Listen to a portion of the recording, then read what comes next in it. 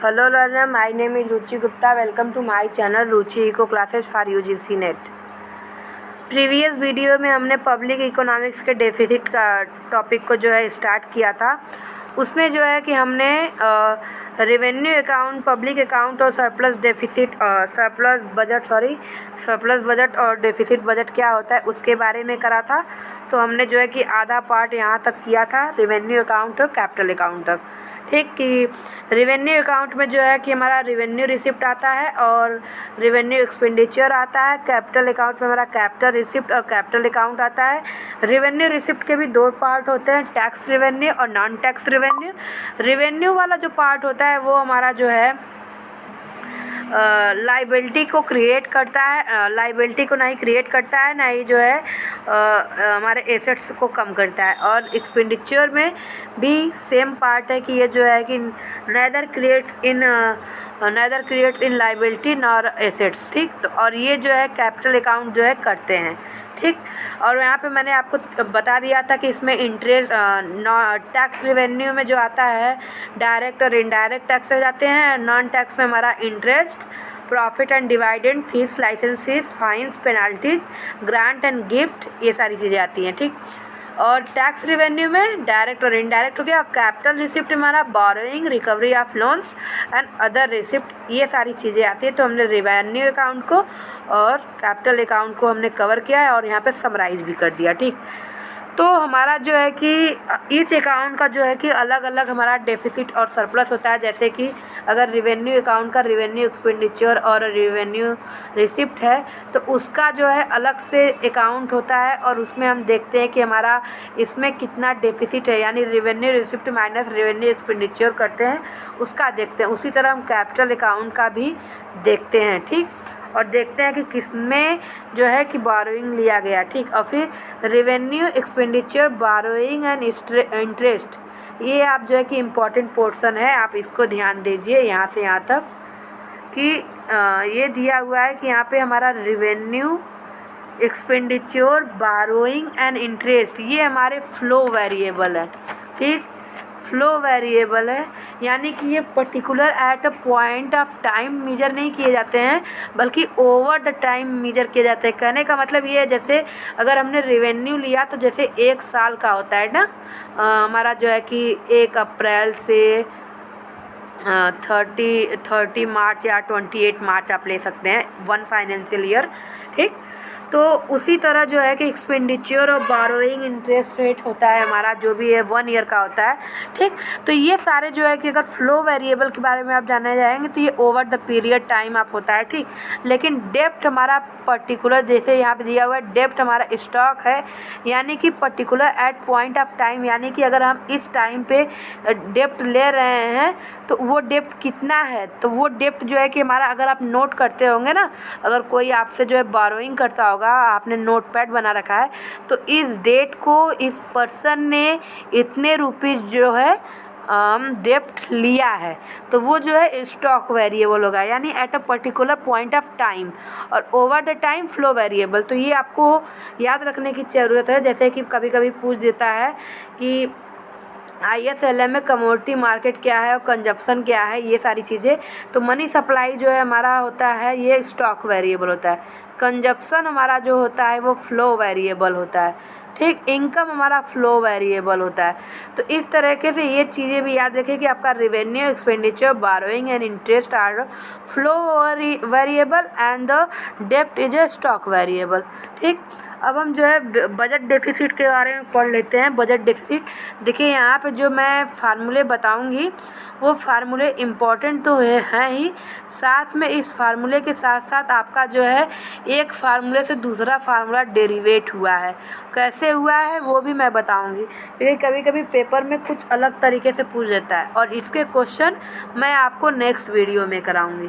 ठीक, तो ये बजट डेफिसिट का हम कॉन्सेप्ट करें तो आपको जी का पता ही होगा कि जी माइनस टी से हम देखते हैं।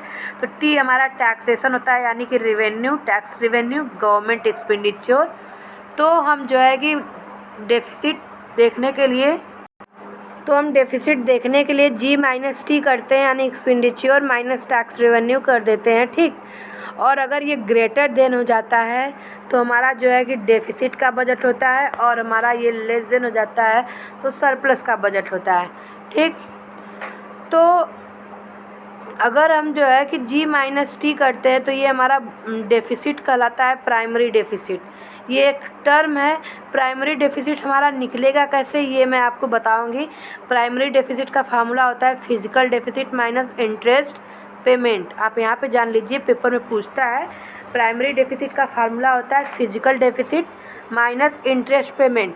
यहाँ पे इसको इसलिए बताया है कि प्राइमरी डेफिसिट, ये प्रोसेस आपको लास्ट में पता चलेगा कैसे बताया। ठीक, तो गवर्नमेंट माइनस टैक्स होगा जो डेफिसिट होगा। ठीक, डेफिसिट को जो है कि हम जो है बारोइंग से फुलफ़िल करते हैं।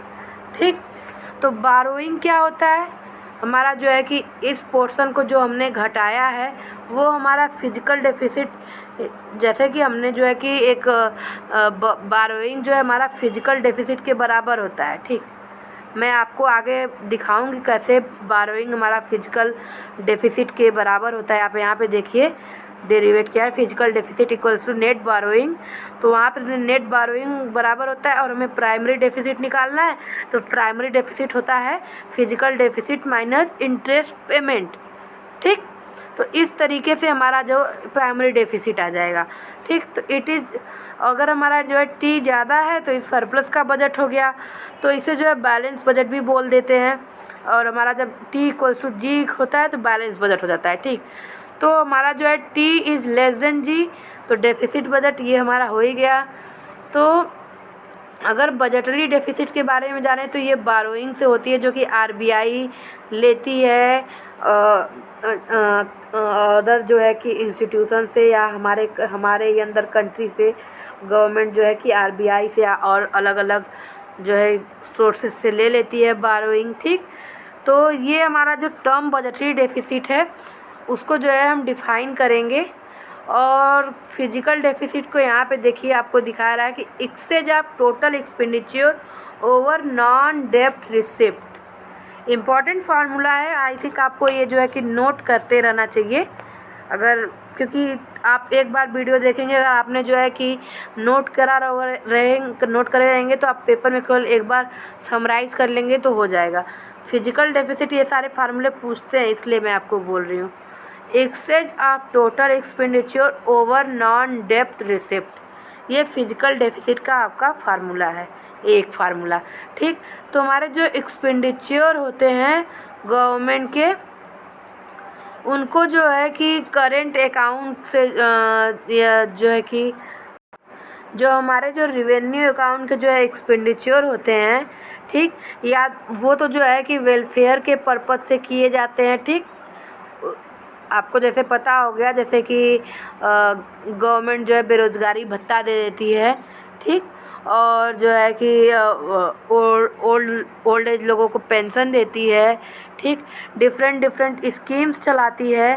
ठीक, तो उसके अंदर जो इस तरह की चीज़ें देती है तो गवर्नमेंट, तो ये हमारे रिवेन्यू अकाउंट का आता है। तो उसका जो है कि ये ज़रूरी थोड़ी ना होता है कि वो इनकम जनरेट कर ही रहा है, क्योंकि ऐसे सोचिए जनधन अकाउंट में गया, उन्होंने निकाला और खर्च किया या नहीं किया, उसका कुछ हमें जो है लेखा जोखा नहीं मिलता, क्योंकि वो वेलफेयर के पर्पज़ से।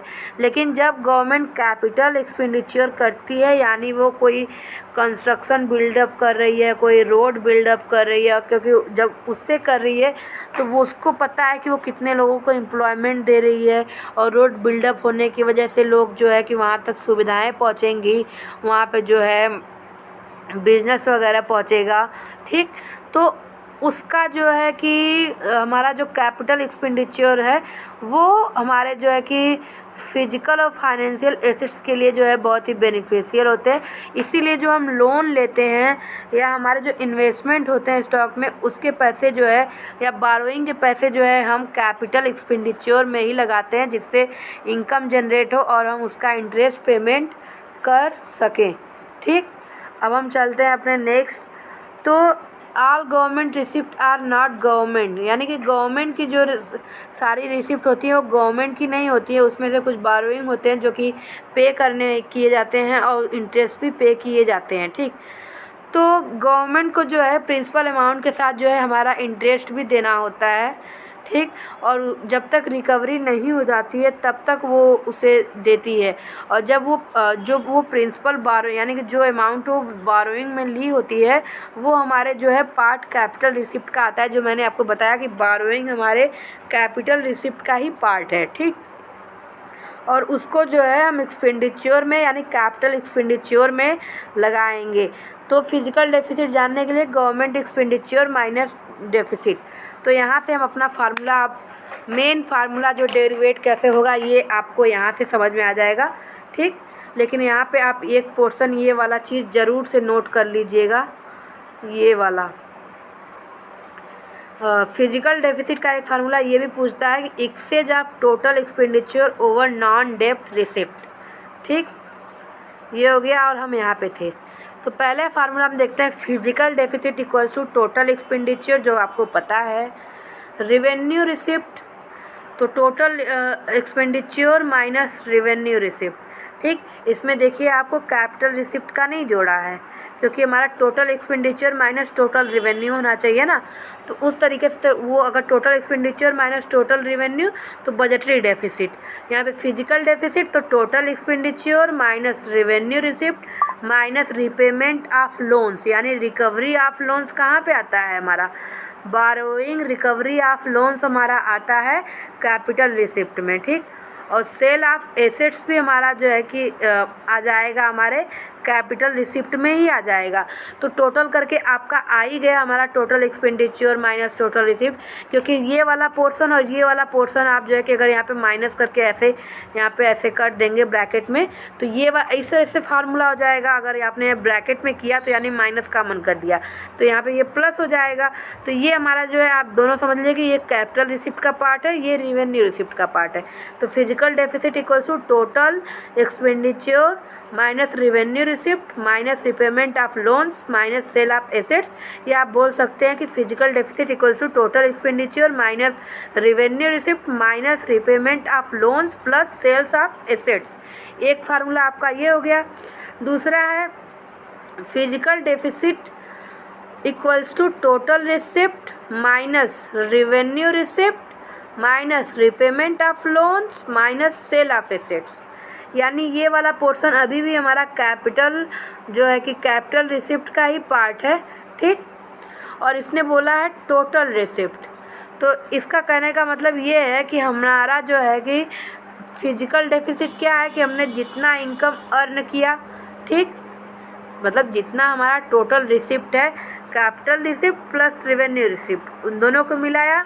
ठीक, उसमें से रिवेन्यू रिसिप्ट हमने माइनस कर दिया। रिपेमेंट ऑफ लोन्स यानी कि यहाँ पे हमने जो है कैपिटल रिसिप्ट से जो लिया था वो था। और सेल ऑफ एसेट्स यानी कि फिजिकल डेफिसिट में हमारा आ जाएगा केवल बारोइंग में। सिंस आप यहाँ पे देख रहे हैं दिया since revenue receipt plus capital receipt equals to total receipt. तो ये पोर्शन तो आपको अगर ये फार्मूले के लिए देखिए तो फार्मूले के लिए ये चीज़ें वही हैं, लेकिन अगर आप इसको डेरिवेट करेंगे तो फिजिकल डेफिसिट इक्वल्स टू 0 आ जाएगा क्योंकि ये total receipt minus total receipt ही है। ठीक, तो फार्मूला आपका एक ये भी हो गया टोटल रिसिप्ट के टर्म्स में। ठीक है, यहाँ पे दिया हुआ है revenue receipt plus capital receipt equals to total receipt. अब एक हमारा ये है physical deficit equals to capital receipt minus repayment of loan minus sale of assets.